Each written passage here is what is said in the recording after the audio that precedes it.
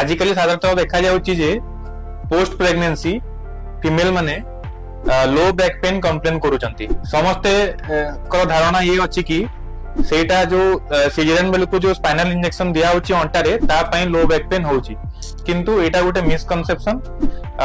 Mostly जो low back pain हुए तार मुख्यतः तीनटा कारण अछि। प्रथम कारण हला जो प्रेगनेंसी रे फीमेल मानकर around 8 to 10 kg weight put on करंती, जोटा कि हमर स्पाइन ऊपर प्रेशर आसे और स्ट्रेन पई सेटा पेन मसल पेन हुए। सेकंड कारण हला ड्यूरिंग प्रेगनेंसी गोटे रिलैक्सिंग हार्मोन रिलीज हुए फीमेल बॉडी रे, जोटा कि फीमेल बॉडी को प्रेगनेंसी पई डिलीवरी पई प्रिपेयर कराए।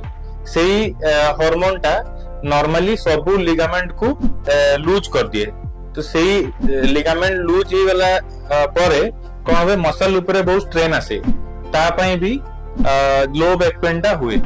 तृतीय कारण हला जो प्रेगनेंसी टाइम रे जो एब्डोमेन टा बहुत प्रोट्रूड ही थाए फीमेल रे, तो ताकू एडजस्ट कंप्रोमाइज करिया पई ताकू एडजस्ट करिया पई फीमेल बॉडी निज पोस्चर को चेंज करे, जोथि की पई स्पाइन ऊपर स्ट्रेस आसे और पेन हुए।